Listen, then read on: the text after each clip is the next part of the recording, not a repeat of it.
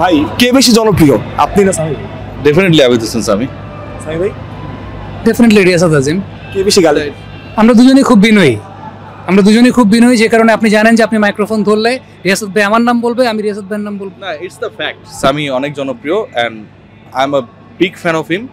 তার অ্যানালিসিস বাংলাদেশে best, I do strongly believe that. And আমরা যারা আসলে মানে ধরেন তার মতো মাঠের ক্রিকেটের ব্যাকগ্রাউন্ডটা এতটা সমৃদ্ধ না। ক্রিকেট তো আমরা সবাই খেলেছি, নির্মাল স্কুল, ইন্টার স্কুল, আমিও খেলেছি, বাট সে তো আসলে বিভাগীয় পর্যায়ে ক্রিকেট খেলেছে। প্রথম বিভাগে ক্রিকেট খেলা it's not a fun. So আমাদের সবার জন্যই, আমরা যারা কাজ করি স্পোর্টস নিয়ে, it's a great opportunity to have idea from his contents. ভাই রিয়াসাত ভাই কোন জিনিস সবচেয়ে বেশি ইমপ্রেস করে আপনাকে?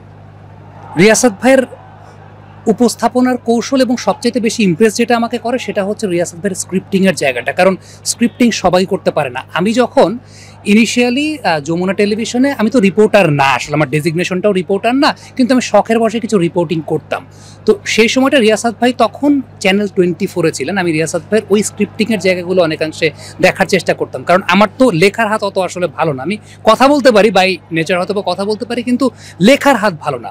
তো আমি অনেক সময় রিয়াসাত ভাইয়ের ওই স্ক্রিপ্টিংয়ের জায়গাটা দেখার চেষ্টা করতাম, যে শেখার চেষ্টা করতাম, যেহেতু রিয়াসাত ভাইরা আমার আগে ইন্ডাস্ট্রিতে এসেছেন। সো ওই জায়গাটা আমাকে খুব প্রভাবিত করতো। এবং আমাদের স্পোর্টস এডিটর ওই সময় যারা ছিলেন, তারা আবার বুঝতেও পারতেন যে রিয়াসাত ভাইয়ের মতো স্ক্রিপ্ট করার চেষ্টা করছি কিনা, আমাকে বলতেন। কারণ আমাদের এখন লাস্ট স্পোর্টস এডিটর ছিলেন মঞ্জুর ভাই, আমার সঙ্গে কমেন্ট্রি করছেন।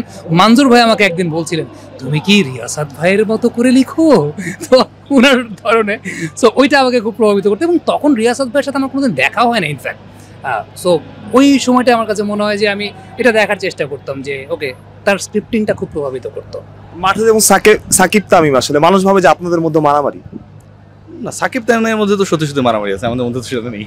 আমাদের মধ্যে কোনো মারামারি নেই, বরং আমাদের মধ্যে অনেক সিমিলারিটি রয়েছে, এবং যেটা খুব ইউনিক। যেমন আজকে সকালবেলা আমরা যখন সিলেটে আসার জন্য প্লেনে উঠলাম, আমাদের একই সময় ফ্লাইট ছিল, দুটা ডিফারেন্ট এয়ারলাইন্সে, এবং তারপরে 2.5 ঘন্টা আমাদেরকে বসিয়ে রাখা হলো।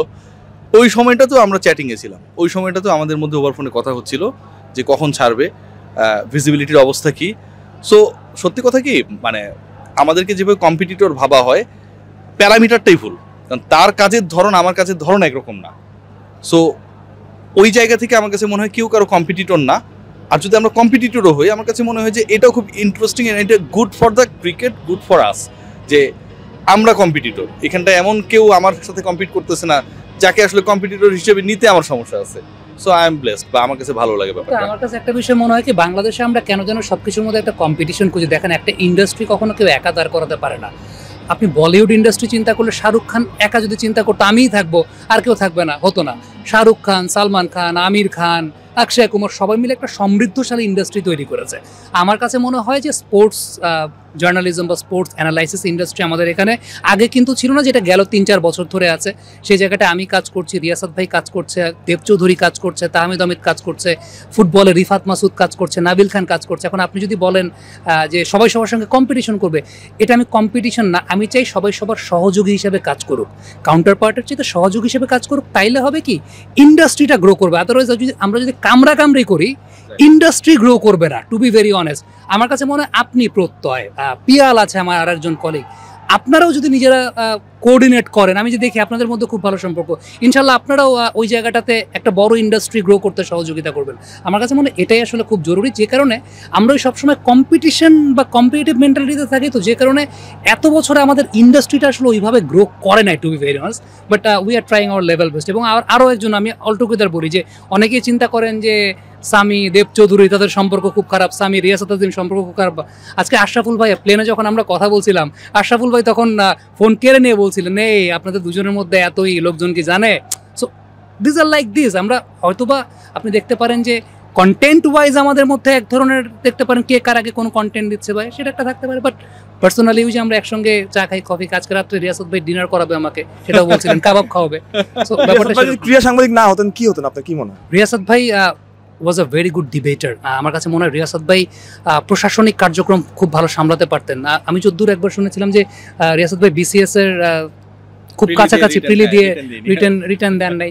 আমার কাছে মনে হয় যে রিয়াসাত ভাইয়ের সেই ক্যাপাবিলিটির জায়গাটা আছে। বর্তমান সময় প্রত্যয় হয় কি, অনেকেই চিন্তা করে যে কোনো কাজ পায় না সে আসে সাংবাদিকতা, এটা অনেকের একটা বদ্ধমূল ধারণা আছে, যে কোনো কাজ পায় না সে আসে সাংবাদিকতায়।